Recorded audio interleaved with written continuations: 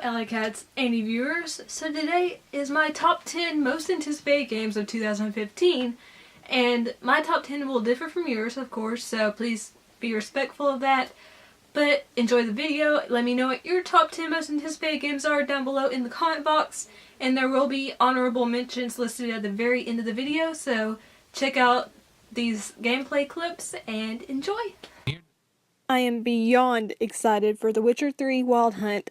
I absolutely adored The Witcher 2, and I love the story of Geralt of Rivia, so I'm so excited to just experience the end of his story, to see if he ends up with Yennefer or Triss, and I'm excited to explore the new world. It's supposed to be 35 times bigger than the previous game, which is incredible because that game is pretty big. So this is going to be amazing. It's been delayed a couple times, but you know, I want it to be as perfect as possible, so I have no problem with that. I'm just so excited for this game. It's one of my most anticipated games, and this is going to be a great RPG, I think, because it looks fantastic, and there's a second playable character, which makes it even more badass. I'm so excited! Ha! Uncharted 4, A Thief's End, is the final chapter in the Uncharted franchise, which makes me sad, but I must play this game. I'm a huge Uncharted fan. I love Nathan Drake, and he is older in this game. I'm not sure how many years older, but he is definitely older, and they're actually bringing in Troy Baker to voice Nathan Drake's brother, which is amazing to me because I love both Nolan North and Troy Baker, and you know this game is going to be beautiful. Naughty Dog has always made beautiful cinematic games, so this game is going to be incredible looking, and I'm sure all the characters will be very well developed, and I'm so excited to see Drake's story and where it ends up. I'm very sad that this is the last entry, but I will cherish it forever, and I will always remember my exploits with the amazing adventurer Nathan Drake.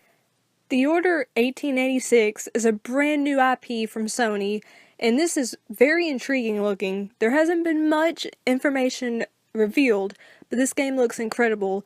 You have 4 different characters that are basically like representations of the knights from the Round Table, and it's set in Victorian London, but they're kind of like, it seems like supernatural creature hunters, like werewolves and stuff, and they have steampunk weaponry, and it looks incredible. It's being filmed in a cinematic fashion, and I have high hopes for this IP, and hopefully it'll be a great game and maybe a great franchise. But definitely, The Order 1886 is a PlayStation 4 exclusive that I'm definitely looking forward to.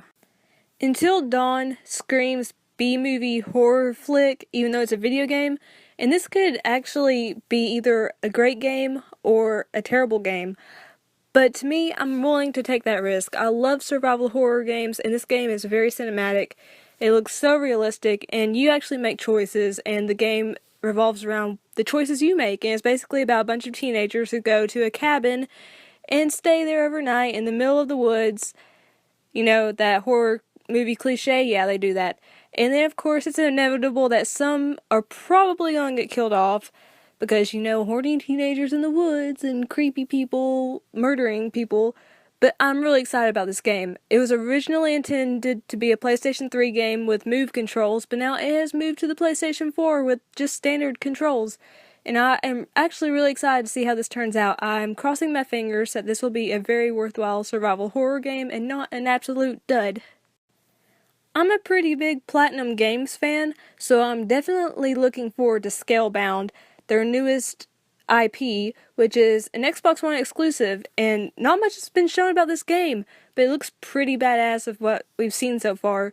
Basically, you're playing as what looks like a hipster person that wears headphones, and he rides a dragon, and you just fly around, and that's basically all we've seen. But knowing Platinum, they have an excellent combat system in basically all of their games. They're just off the wall, over the top, and I'm so excited to experience what they have to offer for the Xbox One, and this game just intrigues me. I don't know what the story is, but there's just something about it that grips me.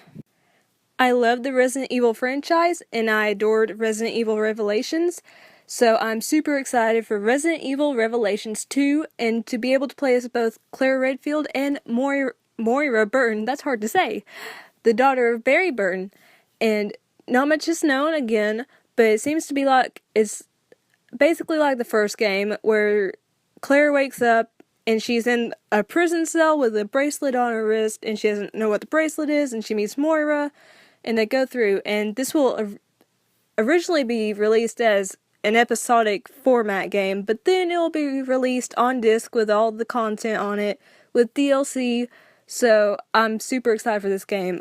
You have no idea. I hope it adheres to the first game's kind of throwback to the great Resident Evil titles that really harken back to the survival horror days. I have high hopes for this game, and I'm so excited to play it.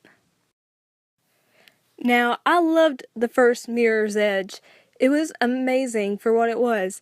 It was basically a parkour game with kind of first-person mechanics. You could engage in combat, but shooting guns was terrible, and it was set in this just visually beautiful setting, and it wasn't like crazy, graphical-wise, but it was all white with splashes of red and orange and green, and I love that color aesthetic. I love the character of Faith. She's an amazing female protagonist in a video game. And Mirror's Edge, as they're calling it now, I don't know if it'll be Mirror's Edge 2 or have a tagline or whatever, but you basically play as Faith, but it's a prequel to the first game, and it's going to be open world, not linear like the first game was, and I'm just so excited to play as Faith again.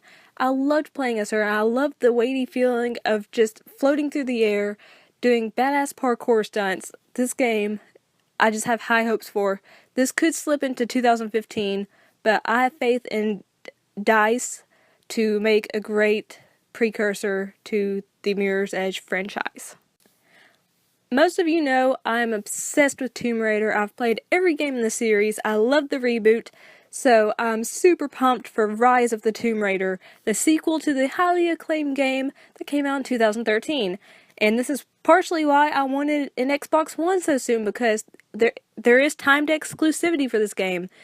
And it looks beautiful from what I've seen. Lara looks incredible, and they actually said there's going to be actually more tomb raiding in this game than there was in the previous game, which I'm excited about.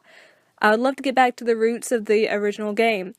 And I'm just excited to explore more of Lara's backstory and to see more of how the first game affected her psychological behavior and how it's kind of twisted her mind, how it traumatized her. I'm excited to experience that story and to experience the gameplay and, of course, the tomb raiding. So, Rise of the Tomb Raider, so excited.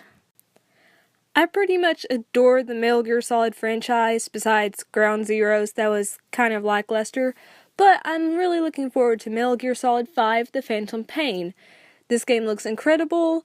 It's basically set after Peace Walker, and, you're building up your compound, and you're playing as Wounded Snake, not Naked Snake or Boss or whatever you want to call him, but you play as Snake.